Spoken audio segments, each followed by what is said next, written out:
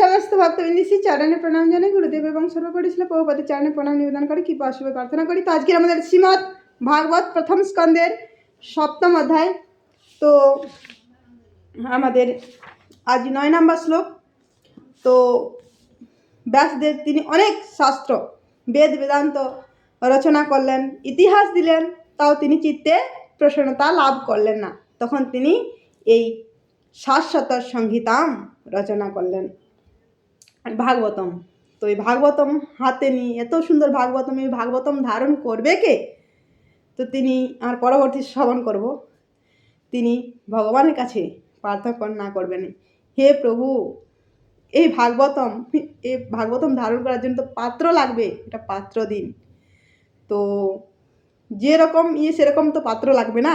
আমরা যদি দোকানে গিয়ে যদি আমরা দুধ কিনি, দুধ যে আমাকে প্যাকেটে দিয়ে দিন, প্যাকেটে, তো পকেটে ঢুকবে, এই ধরবে, তার জন্য পাত্র লাগবে। তাই এই ভাগবতম এত সুন্দর ভাগবতম, এই ভাগবতমকে ধারণ করার জন্য তো পাত্র লাগবে, তো আমাকে পাত্র দিন। তো সেই সুখদেব গোস্বামী তিনি পুত্ররূপে আসবেন। তো পরবর্তী বিশাল কাহিনী আমরা শ্রবণ করব। তো আজকে আমরা একটু শ্লোকে আসি, তারপরে আমরা আলোচনায় আসব। তো শ্লোক আপনারা দেখুন। তো শৌনক ঋষি তখন সঙ্গে সঙ্গে প্রশ্ন করলেন, এই সুখদেব গোস্বামীকে পড়িয়েছেন। তো আমরা শ্লোকে আসি আগে। শৌনক উবাচ সবৈ নিবৃত্তি নিরতা সর্বত্র উপেক্ষামুনি কশ্যবাবৃহিতম এতম আত্মরাম সমভসাৎ। অনুবাদ। শ্রী শৌনক শ্রুত গোস্বামীকে জিজ্ঞাসা করলেন, সুখদেব গোস্বামী ইতিমধ্যে নিবৃত্তি মার্গে নিরত ছিলেন এবং তার ফলে তিনি ছিলেন আত্মারাম। তাহলে কেন তাকে এই বিশাল সাহিত্য অধ্যয়ন করার কষ্ট স্বীকার করতে হয়েছিল? দেখুন, তিনি ছিলেন আত্মারাম, তার চাওয়া পাওয়া কিছু ছিল না, নিবৃত্তি মার্গে ছিলেন তিনি। তাহলে তিনি কেন এত বড় শাস্ত্র রচনা করলেন? তাই না, আমরা তো কিছু পাবো সেই জন্য আমরা কষ্ট করি না, আমি এটা করলে আমি এটা পাবো, এখানে চাকরি পাবো, তার জন্য খাটাখাটনি করে পড়াশোনা করি, আমি এটা শিখবো, এখানে আমি প্রেজেন্ট করব সেটা কোনো প্রোগ্রামে, তো সেই জন্য আমরা সেরকমভাবে নানান গান অনেক কিছু আমরা শিখি, সেটা প্র্যাকটিস করি, তাই না? তো ইনি তো ছিলেন নিবৃত্ত মার্গে, তার তো চাওয়া পাওয়া কিছু ছিল না, তাহলে তিনি কেন এত বড় সাহিত্য পড়লেন? দেখুন, আত্মারাম ছিলেন, সেটাই বলছেন এখানে, সবে নিবৃত্তি নিরাত, নিবৃত্ত মার্গে ছিলেন, সর্বপক্ষমুনি কশ্যবাবৃহিতম এতম আত্মরাম সমভস। অর্থাৎ তার চাওয়া পাওয়া কিছুই ছিল না, তাও তিনি কেন পড়লেন এই এত বড় সাহিত্য? তো সাহিত্য পড়তে হবে, তাই না? তো হে সুখদেব গোস্বামী তিনি ছিলেন আত্মারাম। তো ইনি কে ছিলেন একটু আমরা আসি, তাহলে আমাদের বুঝতে সুবিধা হবে। এই সুখদেব গোস্বামী তিনি ছিলেন সুখ সারি। এর আগে আমি বলেছিলাম দ্বন্দ্বটা, যে একটা সুখ সারির দ্বন্দ্ব আছে, আমাদের আচার্যরা লিখেছেন। তো সেই সুখ আর সারি, তারা ভগবান শ্রীকৃষ্ণ যখন দ্বাপর যুগের লীলা সংবরণ করে তিনি যখন চলে যান, তখন এই সুখ সারি ছিলেন। তখন সুখ সারি বলছেন, প্রভু আপনারা চলে যাচ্ছেন, আমরা কি করব? তখন ভগবান বললেন, তোমরা থাকো এবং আমার গুণগান করো। একটা বললাম না এর আগে, সুখ সারি একটা দ্বন্দ্ব আছে, সুখ বলে আমার কৃষ্ণ গিরি ধরেছিল, সারি বলে আমার রাধা তাতে শক্তি সঞ্চারিল। তো একটা খুব দ্বন্দ্ব আছে, দেখবেন, সেটা পড়বেন, ভালো লাগবে। তো হে সুখ সারি ভগবানের গুণগান করেন, আর সারি হচ্ছে রাধারানীর গুণগান করেন। তো তোমরা আমার গুণগান করবে এবং পরবর্তী জেনারেশনের জন্য একটা সম্পদ দেবে, বিশাল সম্পদটা দেবে। তো ভগবান চলে গেলেন, এই সুখসারী তিনি আছেন তো কৈলাসে। শিব আর পার্বতী। শিব আছেন, পার্বতী শিবকে জিজ্ঞাসা করছেন, প্রভু আপনি এই হাড়ের মালা কেন পরে আছেন? এগুলো পরলে ভালো লাগে না দেখতে, তো কেন পরে রয়েছেন? তখন শিব বলছেন, পার্বতী দেবী, কারণ আমি তোমাকে খুব ভালোবাসি, চিরদিনই তুমি যে আমার, তোমাকে ভালোবাসি। আর তুমি যখনই তোমার মৃত্যু হয়, তোমার এক একটা হাড়, এই হাড় নিয়ে আমি গলায় মালার মতো পরে রয়েছি, তোমাকে খুব ভালোবাসি। তো পার্বতী সে শুনে অবাক, আরে আমার জন্ম মৃত্যু হয়, জন্ম হয় মৃত্যু হয়, আপনার হয় না? তখন শিব ঠাকুর বলেন, আমি হচ্ছি মৃত্যুঞ্জয়, অমর না, মৃত্যুঞ্জয়, মৃত্যুকে জয় করেছি। তো আপনি কি করে করেছেন প্রভু? তো আমাকেও বলুন, আমিও চাই আপনার মতো একটু হতে, তো আমাকেও বলুন, আমাকে যাতে জন্ম মৃত্যু না করতে হয়। তো শিব ঠাকুর তিনি বললেন যে হ্যাঁ আমি বলবো, ভাগবতম, তো এই ভাগবতম শ্রবণ করতে হবে মন দিয়ে, আর এই শ্রবণ করলে তাহলে এই জন্ম মৃত্যু হবে। তো ঠিক আছে প্রভু, আমাকে শোনান প্রভু।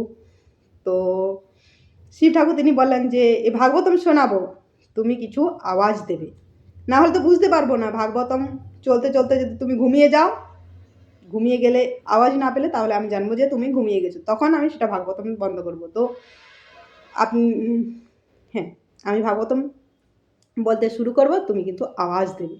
তখন পার্বতী দেবী বললেন, হ্যাঁ প্রভু আমি আওয়াজ দেব। তো একটা ভাগবতমের শ্রোতাদের উপর একটা আশীর্বাদ আছে, এই ভাগবতম শ্রবণ করলেই শ্রোতারা ঘুমিয়ে যায়। তো পার্বতী তিনি আওয়াজ দিচ্ছে হু হু হু এভাবে। তো একসময় ঘুমিয়ে গেছেন। হাত ছিল গাছে সুখ, আর সুখ দেখছেন আরে পার্বতী দেবী ঘুমিয়ে গেছেন, এবার তো যদি আওয়াজ না দেয় তাহলে শিব তো ভাগবতম কথা বলা বন্ধ করে দেবে, তাহলে ওনার কাজটা আমি চালু করি। তখন তিনি তার কাজটা চালু করেছেন। তো হঠাৎ করে শিব তিনি দেখেন যে পার্বতী আরে ঘুমিয়ে গেছে, তাহলে এনার কাজটা করছেন কে করছে? তিনি শিব ক্রুদ্ধ হয়ে গেছেন, আরে এখানে এসে আমার ভাগবতম কথা শ্রবণ করেছে, আমার পার্বতী ঘুমিয়ে গেছে, তার কাজ হু দেওয়া, সেটা অন্য কেউ দিচ্ছে। তখন দেখছেন যে সেই পাখি, সুখ পাখি, তো তাকে তিনি শিব ত্রিশূল নিয়ে তিনি মানে তাড়িয়ে নিয়ে গেছেন, তো পুলিশের মতো।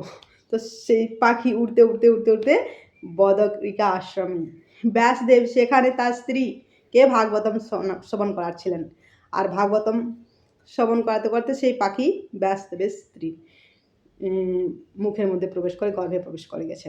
তো এসে পর খুব ক্রুদ্ধ হয়ে গেছে শিব। তারপরে এসে পড়েছে পাখিটা যখনই ব্যাসদেবের স্ত্রীর গর্ভে প্রবেশ করেছেন, তখনই থেমে বলছে, তোমাকে তোমাকে আমি অভিশাপ দিচ্ছি, তুমি ওই গর্ভে 16 বছর থাকো, 16 কেউ বা 12 বছরও বলে, তো 16 বছর থাকো। তখন ব্যাসদেব আরে পার্বতীপতি শিব তিনি এসছেন, তো এইভাবে ক্রুদ্ধ হয়েছে, খুব রাগান্বিত হয়েছে, তো কী হলো ব্যাপারটা? তিনি শিব ঠাকুর কাছে গেলেন, শিবকে সান্ত্বনা দিলেন, প্রভু শান্ত হন, ব্যাপারটা কি? তিনি তো টিকালজ্ঞ ছিলেন, তিনি জানতেন, আর তিনি সবটাই বুঝতে পেরেছেন যে এরকম ব্যাপার। তখন তিনি শিব ঠাকুরকে সান্ত্বনা দিলেন। তখন শিব ঠাকুর বলছেন, এই পাখিটা আমি ওখানে পার্বতীকে ভাগবতম কথা শ্রবণ করাচ্ছি, আর এই পাখিটা কি না সাহস, আমার পারমিশন না নিয়ে হু দেয়, তারপর সমস্ত ভাগবতম কথা শুনে নিয়েছি।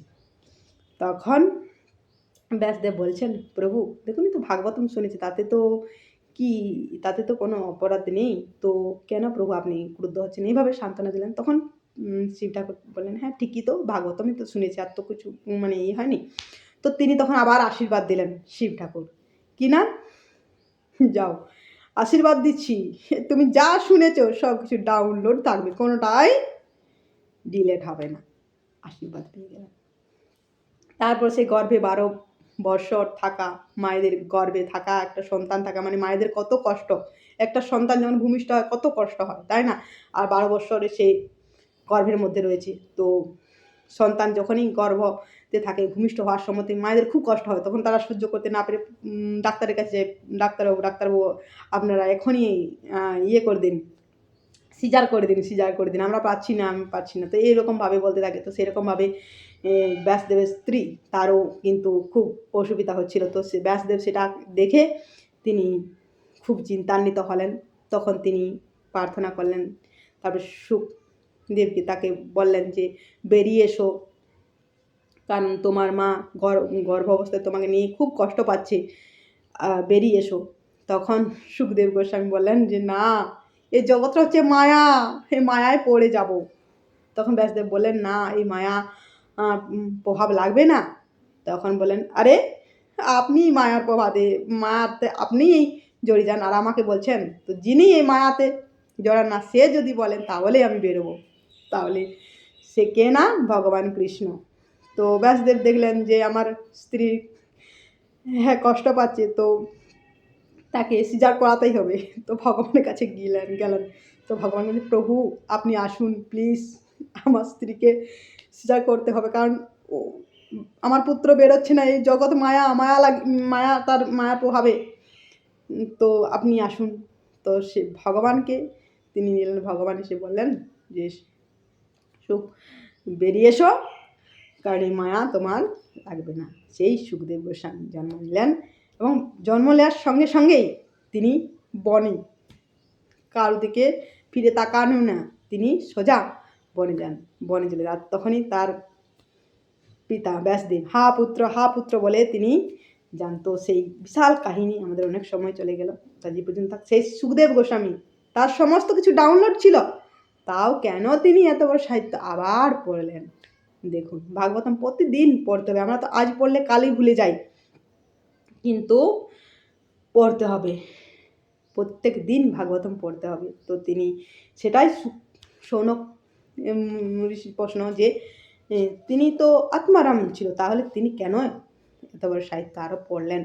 তো সেই নিয়ে আমরা পরবর্তী আলোচনা পরের শ্লোকে নিয়ে আসবো। আজ এই পর্যন্ত থাক।